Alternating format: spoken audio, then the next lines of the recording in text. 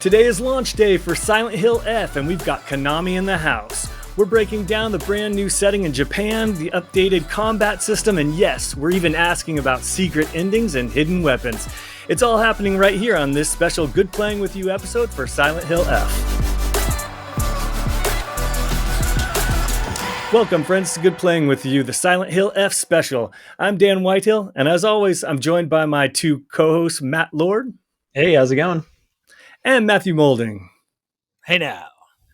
And this week we've got a special guest joining us directly from Konami, Donell Tucker. Hey everyone. Donell, thank you so much for being here. We're huge fans of Silent Hill, and it's amazing to have you on the show, especially on launch day, so thank you for the time. We've all been playing the game all week. We super love it. Before we dive in, though, we'd love to know, you and I haven't spoken in a while. I'd love to hear about, how's life at Konami and what's life being a brand manager, especially on a launch week for such a huge game. Yeah, definitely. It's been a while, Dan. Good to see you and happy to be here. Thank you again for inviting us. Yeah, life is good. I mean, my passion's in video games, so for me to still be a part of the industry, I'm always blessed to be given that opportunity. And yeah, as a brand manager, it's all about overseeing everything from marketing, from playing the games, from handling all the budgets and invoices that you got to do on the other side of it. But yeah, no, as at Konami, it's been great. And me working on Silent Hill F has been amazing. And I've been doing so many cool stuff for the fans and so many people that are coming into it for the first time. And yeah, it's just an amazing experience. So launch day is very busy. I can't lie on that, but it's exciting. And that's the adrenaline that keeps me going. For sure. You guys must be working towards this day for years and years. It's got to be a relief that it's finally here, but also kind of exciting and everything.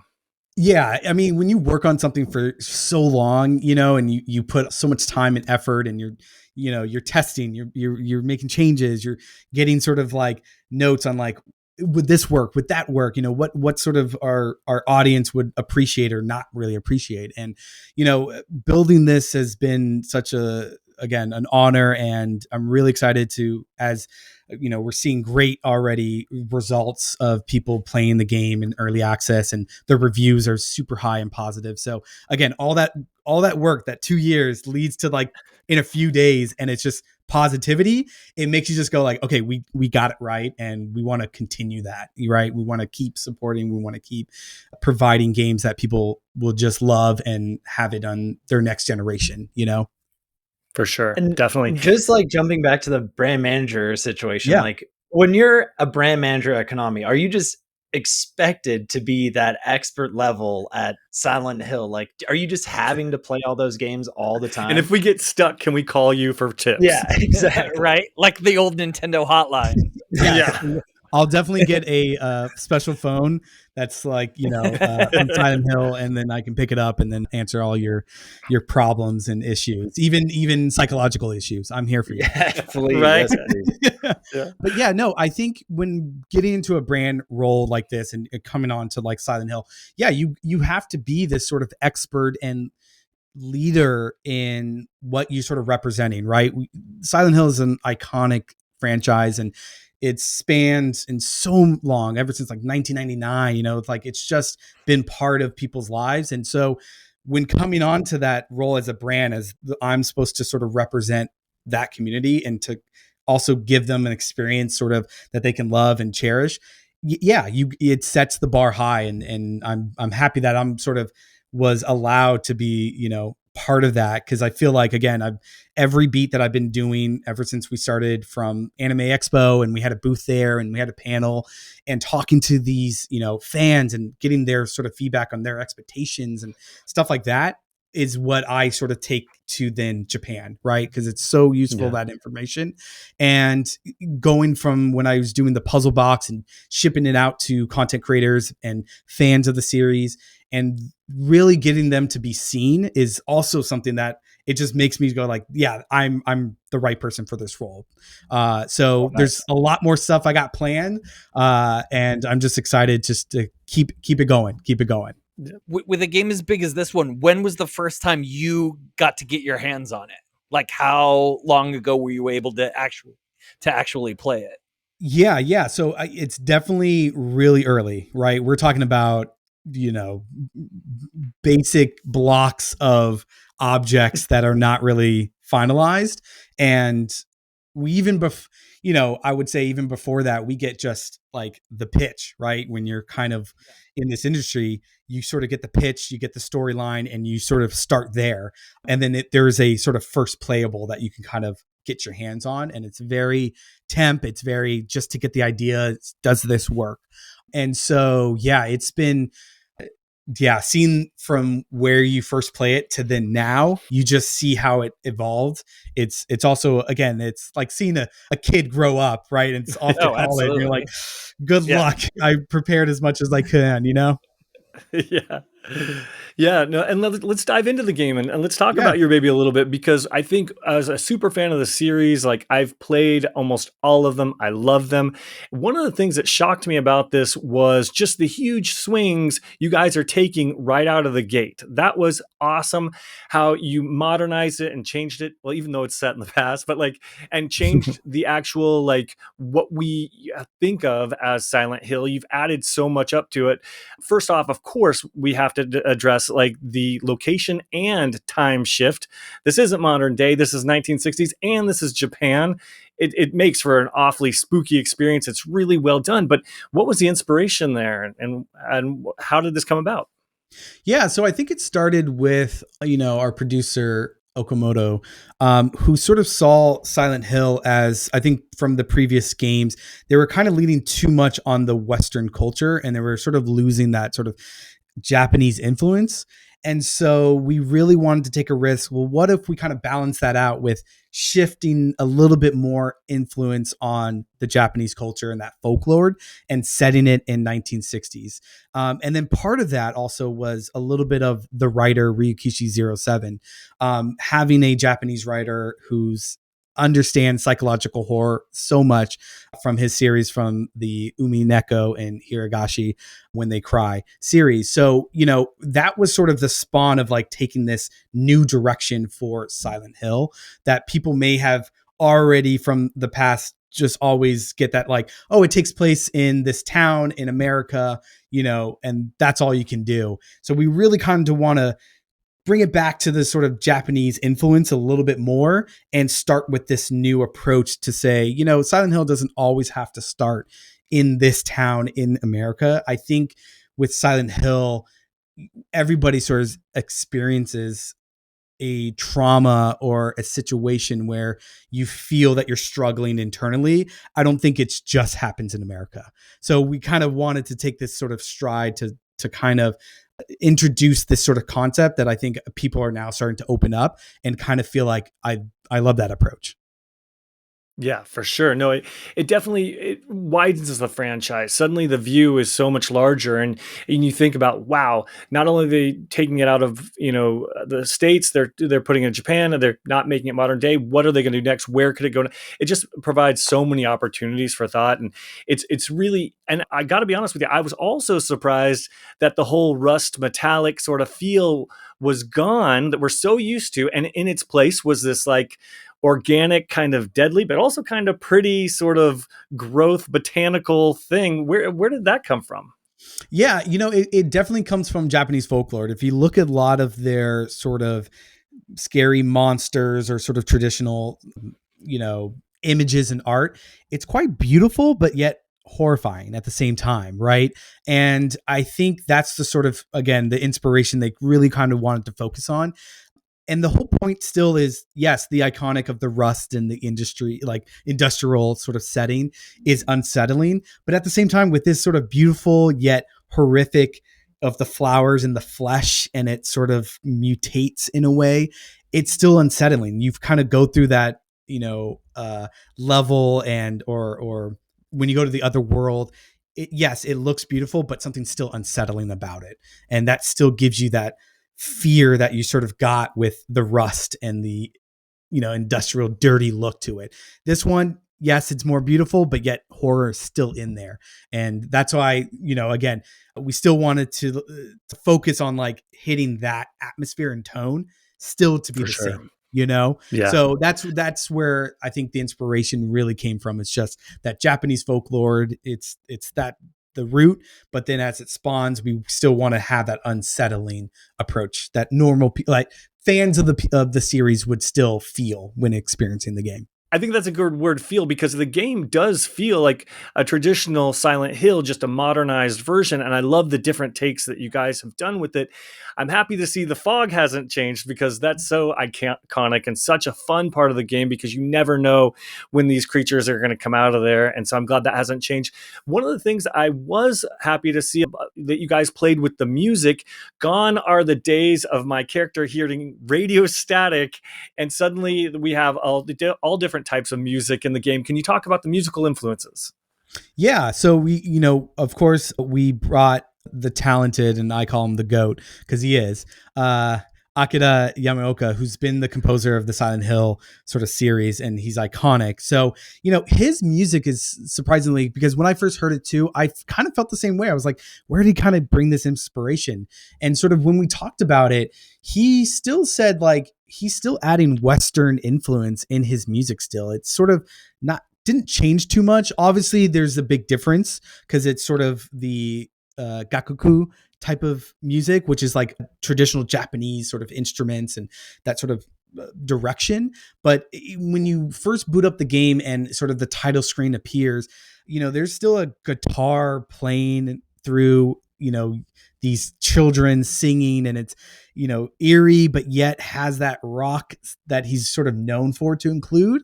And we also have other talented composers in the game as well that, again, takes that sort of more Japanese influence approach, but they still made sure to add a little bit of the Western influence in there. So it's not just completely just 100%, Japanese traditional music. So I again, when people sort of experience the game, listen to it a little bit more, and you'll probably pick up a little bit of the similar instruments that you heard from previous Silent Hill. That's awesome. Man, I'm just thinking about the beginning of the game when you're in that initial chase sequence when like kind of like the growth is coming after you and the big looming spirit. And I gotta say that kind of like knocked me off my feet, where you got the interesting POV where camera's in front of you and you're just running down the street. And I love those types of sequences, and I thought that one was super cool with the visuals combined with the music. I thought that was stunning. Yeah, I think it's a great way to kind of introduce people into as the horror begins, right? You kind of see a little bit when we first sort of meet Hinako, and she's sort of obviously not in good relationships with her parents, right? And we kind of see the issue. So again, that's that seed that you kind of plant, and you're kind of like, all right, how do I, sort of explore more about this sort of story in the new world? And then, yeah, as soon as the fog starts coming in, which is, like you said, Dan, iconic, right? That's something that if you see, a lot of people will instantly be like, oh, that feels Silent Hill. That's Silent Hill vibes right there. And when we first kick off, it's just intensity and it's scary. And I remember going through it and just panicking, right? Because that's what you're kind of going through as what Hinako. It's just, I don't know what's happening, but I know I have to run because my friend literally just died. So I need to get out of here. So the intensity was there. And then as you continue, the horror intensifies. So yeah, we're excited for more people to experience that. Like what you said, it's just certain sections really stand out as horrific. And we all know nothing good comes from little kids singing. So right there sets at least it set the tone for me right away. I was like, yeah. I'm going to be scared because there's little kids singing. For me, once dolls show up, that's when I'm like, uh-oh. Oh, yeah, right? That one too. That's a good one. But I must say, though, for our audience, this isn't the kind of horror game that has like cheap jump scares and you can't play and it's too scary. This is much more atmospheric, cerebral. It deals with some bigger themes. I thought this was a really adult take. Some of the themes in there I was surprised by. I enjoyed learning about the culture and the time period and all that sort of stuff. So there's a lot going on in this game mentally than your average sort of jump scare game. And I couldn't compliment those kind of sequences enough. And the other stuff that I loved, and Malding agreed with me, is like the puzzles. I know, Malding, you played a couple that you loved. I mean, my favorite, well, two things. I love the fact that you can set the difficulty of the puzzles. I have it right at hard, so I don't know what a lower difficulty puzzle is going to be like. He's a bala. I gotta play games on hard, and then that there is no, maybe that's the difference. There's no hand holding at all. Like, I had to figure it out. There was no, I mean, there were clues if you knew where to look for clues. Like, there is something there, but there was nothing like, oh, after a certain amount of time, it just gives you the answer. No, I had to figure it out, or else I was gonna die, and I love that. Right. I mean, look, some puzzles you're going to struggle, right? And especially if you're putting on hard, which I will say kudos, because the sort of traditional Silent Hill experience is to set the puzzles to hard and maybe the combat to story, as for people who want that sort of true traditional Silent Hill experience. But yeah, we kind of wanted to take this approach as like a psychological horror type of experience, is a slow burn, right? You kind of want to build up to these big moments where there will be a jump scare here and there, but it's not the up in your face, up in the beginning, and let's like boo, loud noise. We kind of want you to always feel that you're not safe. It's unsettling. And when you're going through puzzles, that's a moment of beat to feel like you're struggling. You don't know what this means. You're kind of looking around. And as soon as you figure it out, it unlocks something, but yet it kind of makes you just what's behind that door? I'm progressing, but I'm progressing more into the horror. Things are changing around me. So it's always this unsettling moment in there. But yeah, I don't worry. I've struggled too on some of the puzzles as well. And it's okay if you got to switch it to story mode. The never relent. No, it's hard or nothing. You're going through it no matter what. I like it. I appreciate that. Exactly. The difficulty does change the answers and what clues you get. So again, it does. Okay. Yes. So that's something where the experience that you're having on hard, somebody on easy mode may be a little bit of the whole handing that kind of highlights a little bit more, but it doesn't just tell you exactly here's the answer after so many fail attempts. So if you're not getting the big clues in story mode and the puzzle difficulty, you're going to have to just get through it, or ask your friend who also is playing it, hey, did you figure this out? I can't. And I do like the puzzles. I mean, yeah, they have an element that I appreciate, which is like they also have definitely like some monsters lurking around while you're trying to solve some stuff. So you're like not just solving puzzles. I feel like a lot of the time, sometimes it's like there is a lull and you're just like, okay, time to only do puzzle. It's like, no, there's going to be a guy with a, gaping maw and chains about to like smack you in the face. And also there's the one boss. It's kind of like a mini boss, and there's like a key in a well, and you're trying to navigate. Yes, you're trying to navigate around. You're trying to get the key out of the well. This thing is just like swinging this massive sword at you. It's just like a grotesque creature. I just love that type of those elements that come from it. I think it's totally genius. Yeah, one of my favorite is in the fields, where that's what I was going to bring up. Right, the fields. It was terrifying. Yeah. Oh my gosh! Because I thought, sorry to cut you up, but I felt like Rinko, like she was obviously. There's a subtext of the love triangle, and Rinko. It's all about her in that field. And oh man, yes, exactly what Lord said. Like, it's a puzzle, but I kept getting murdered. Yes. Right. Now, if you got, but I earned it. Yeah, exactly. Exactly. I got killed because of my bad. Right. Exactly. There's that scene, those scarecrows, which we call Aya Kakashi. Those are, I think, for me, when I first went into that field where I can hear it kind of moving. Yes. You kind of look and they're standing still, and you look back. That's the sort of that, like, there's a puzzle I need to figure out, but at the same time, I'm losing my mind because the sound of it approaching is just so like horrific. And again, it's so cool. One of my favorite like design in that area. And I think a lot of people also love that too, which I've been seeing online. There's even, don't worry too, because people are like choosing all the wrong answers. And then you have just like all these Aya Kakashis just going at them. And you can just see in their face, just being like, I really made a mistake. Like, it is.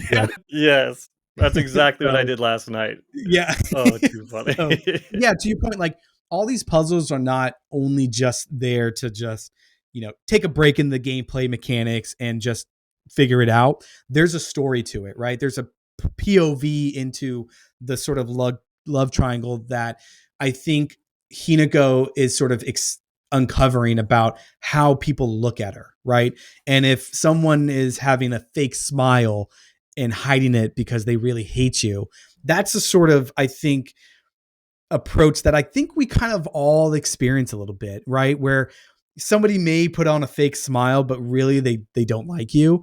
And you're kind of getting this unsettled feeling where they kind of look at you and they just don't, they look at you differently.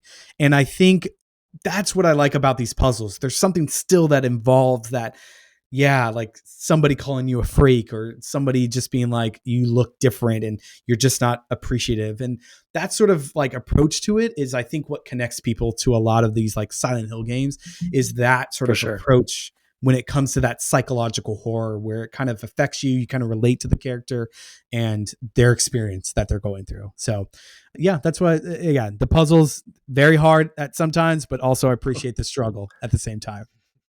Definitely. One of the things that changed that we were kind of touching on a little bit was the combat. And so even though there's combat during these puzzles and outside of the puzzles too, it's changed from where it's been. It's a lot more accessible now. It's still hard. Don't get me wrong. I still get my butt kicked and I died several times, but it's now changed. And there's actually like dodge mechanics and like concentration. It's kind of a robust system, which I'm kind of surprised for, but I'm loving learning and trying to master. Can you tell us about some of the inspiration and some of the changes? Yeah, so when the devs who are Neurobards, when they sort of looked at this approach, they got inspired actually from Silent Hill 3 and Silent Hill 4. So in Silent Hill 3, there was actually a stamina bar. It was hidden, right? It wasn't as a clear bar that you can see. And then in Silent Hill 4, there was a charge melee attack.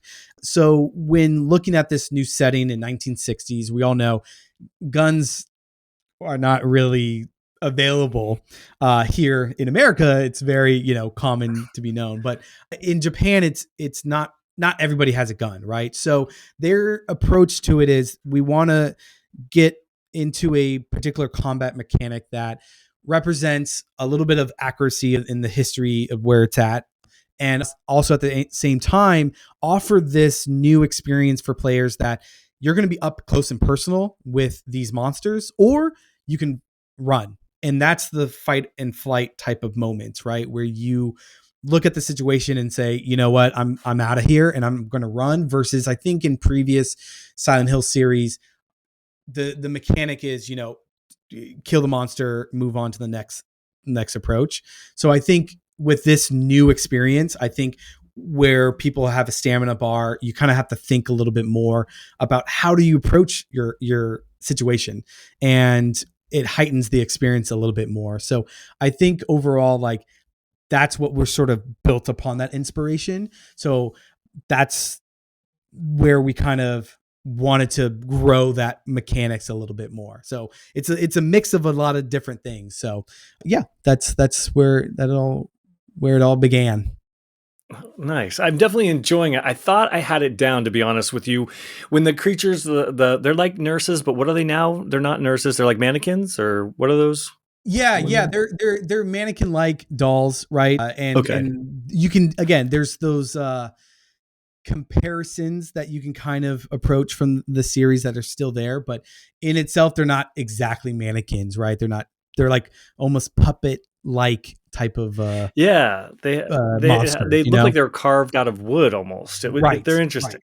Yeah. So I thought for sure, I was like, oh, I'm going to tell the audience, like, I got them down, man. When I first started playing, I was like, okay, 2 heavy hits, because you stun them with the first heavy hit, then they come back, and then a light hit, and that's all your stamina bar, but you take them down every time. So I'm like, I got this. And then like we hit the next level, and all of a sudden it takes a little bit more, or they start coming with the scythes, or, it's like they changed it up on me. And I think that that's one of the fun aspects of it, is that the combat, it changes for the different characters, but even for the same character, depending on what level, where you are, what weapon they have. So it's definitely trickier than in years past, and I'm enjoying that part of it for sure. Yeah, there's also the mechanics of like you can level up and increase your stamina, you can increase your health, you can increase your sanity. The sanity is also another sort of mechanic where, like you said earlier, like the focus where you can charge up your shot, and then from there you can also slow down time, where you can it kind of makes it easier for you to counter, because there's also a counter mechanic in there. So there's a lot of the importance of keeping your sanity up, right?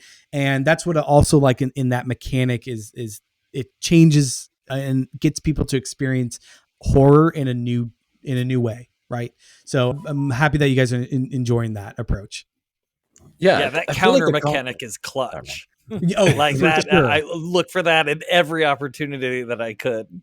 Absolutely, and that's my pro tip: is go for those counters. Yeah, well, just like going into the game, I really had no idea that the combat was going to be like as deep and the controls being so intuitive as they were. I was so impressed by that. That had to have been like well tested out, I would imagine, because I felt like it went in. I was like, wow, I love the inventory management with with the L1. I thought that was really simple. And then I didn't expect the focus really is such an interesting part to the combat that I do think is just such a fun time, where it's just, you're right, like kind of slowing down the time, easier to counter. It's awesome. Never, didn't expect it. And it was such a nice surprise and like really a fresh take. Yeah, I know. And that insanity, right? When you're focusing, right? It's also, again, it ties back to that character development.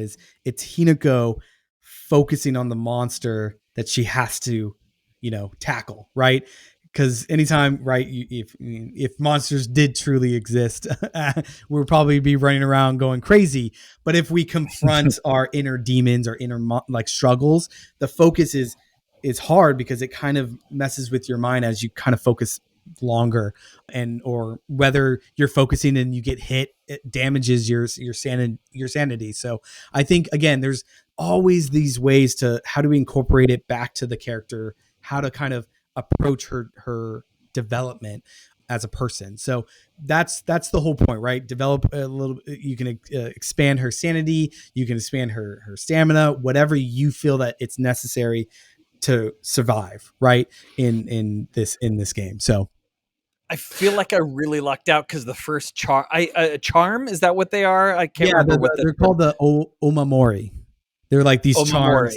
Omamori, yes. The first one that I rolled at a shrine was an extended endurance meter. That I was, or the extended stamina. I was super pumped that I had that extra stamina. Yeah, there's so many different types of Omomaris, and definitely you should try out what sort of works best for you. For me, I like my weapons to have a little bit more durability. So that's also another thing that, right, you keep swinging, that thing's going to keep breaking. And that sort of, again, intensifies the combat, where it's kind of like maybe you shouldn't always fight. You should just sort of run and get to the next spot. But if you get that charm, then swing away, I say. Yeah.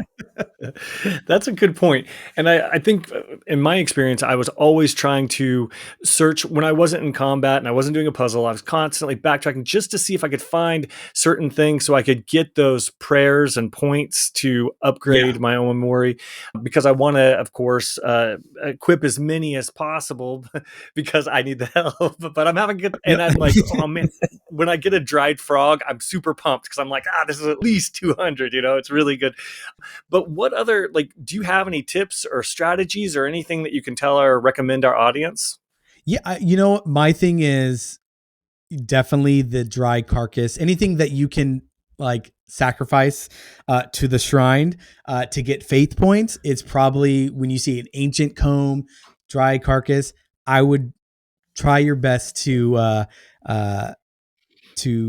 gather that. But also, another pro tip, like I keep saying, you don't got to fight. You can run. You can just run and get to the next spot and try not to get get caught. So there's two ways to approach this, but yeah, I think you use your situation wisely, whether you should fight or hit the road.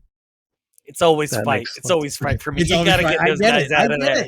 Don't worry, I get it. It's always, I'm taking these things hard out puzzle I can't over have there. them when I'm playing map. I got to have time to concentrate. Yeah, exactly. All right, now I want to talk. Now that we've lulled you into a false sense of security, I want to talk secrets. Yeah, I want to talk unlocks. I want to talk all that sort of great stuff because we're enjoying the game. I know already, I can tell you, I want to try playing it again. What unlocks on New Game Plus? So this is my, I would say, like, favorite thing about this game, right? Is New Game Plus. A lot of games have New Game Plus in there.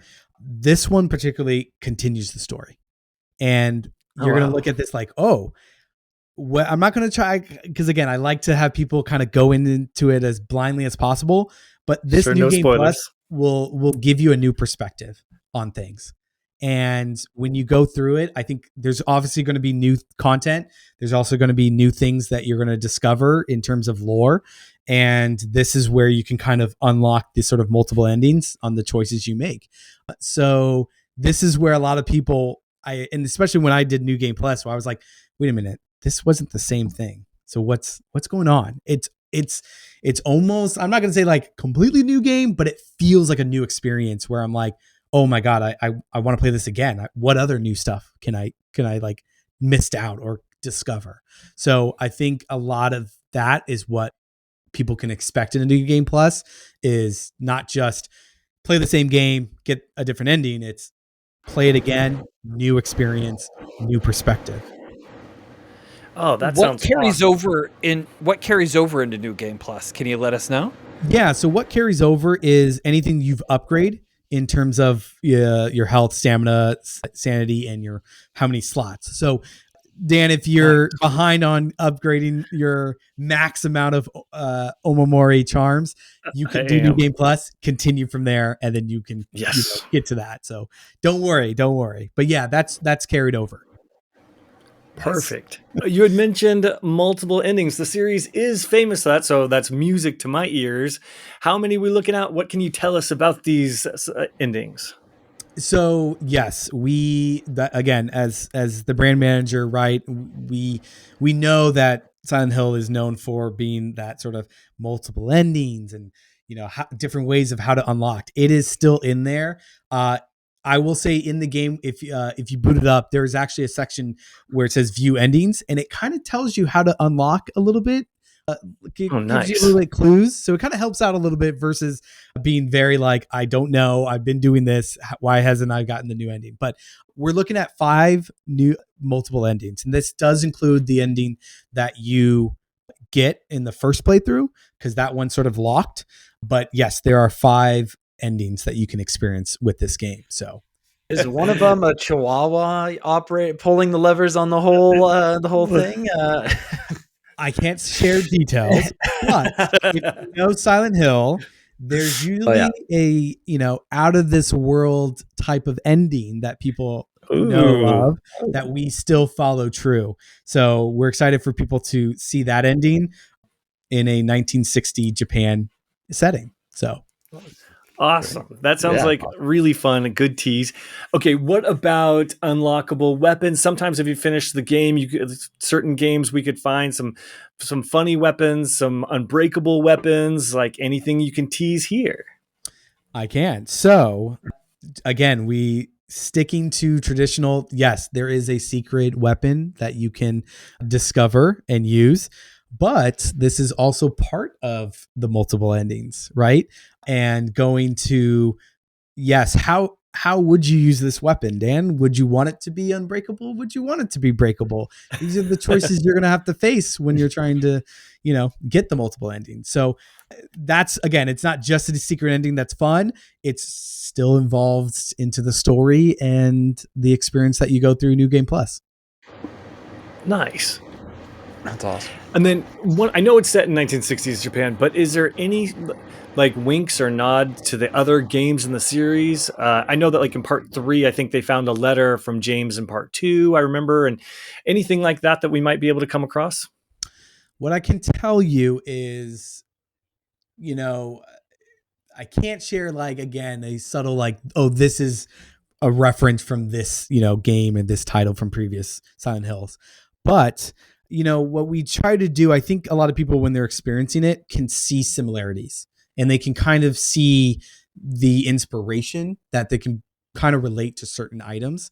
So again, I can't say what this particular item is, but when I first discovered it, it reminded me of a similar item in previous Silent Hills. So that's the sort of, I will say, where the subtle wink or the subtle like, hey, we're still following the sort of path that people love about Silent Hill.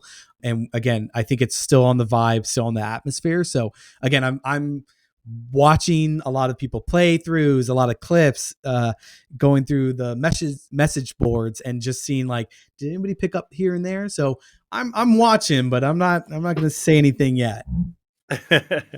Nice. Glad to hear it. That makes it a lot of fun. It gives us something to look out for sure. Mm-hmm. Definitely. Speaking of looking out, the three of us, thank you, have been playing this game all week and loving it. And this one truly is great. I mean, I think one of the things that struck me and that I love so much about it is just the different levels of scares. Sometimes you do have that big monster where you're trapped by the well, like Lord said, and sometimes you are being chased, and sometimes you're trying to get a puzzle done while someone's trying to kill you. But I got to be honest with you. The thing that scared me probably one of the most is you are in the doctor's house and you go into one of the bedrooms and the drawer is locked and you can see a dead body there on the mattress. And then you go and you find the key downstairs and you have to go back up and use the key, in there. And when you walk into the bedroom, the body is missing. And it's just the subtle things like that I'm like, oh my gosh, that's so scary. Just the little things will get you like that. Yeah, we've been seeing that same reaction too. Like we had like, again, influencers play early and just seeing their reaction to those type of moments where you are expecting something, right? Like, oh, it's going to be a jump scare. Here we go. Nothing. And you're like, oh, and as you kind of continue on, it gets you later, right? It kind of gets you unexpected. And so again, that is just the talented devs, the talented people at Konami, and they just know how to sort of approach a game that does psychological horror, right? And those moments, again, I would say also my top moments as well. I think there's one particular that I just love people. It's just reactions. It's just you'll see it like a scarecrow, and then they'll turn around and then they turn back and it's gone. And then they're like, that thing was there. Like, what's going on? Like that. And then they're like, am I going crazy? Is this? And then you start questioning yourself. You're like, did I see it? And they're just like, okay, the game's messing with me. So those type of moments, I'm always just like, chef's kiss. Agreed. It's a perfect Halloween game. I'm telling you, it really is. It's perfect timing. I suggest all people to play Silent Hill F during Halloween month. I think that pretty much covers everything that we've gotten this time, but we really appreciate you being with us. Anything you want to tell the audience about? Before we wrap up? Silent Hill F is available now on PlayStation 5, Xbox Series XS, and PC. So please go out there, get the digital deluxe, get your extra costumes, items in there as well. So and please play it and share your clips. Agreed. I will be watching. I want to see it and engage with you guys and other people who are maybe this is their first game and becoming a Silent Hill fan. So I say welcome and just hope you enjoy the game as everyone else has been doing it. Awesome.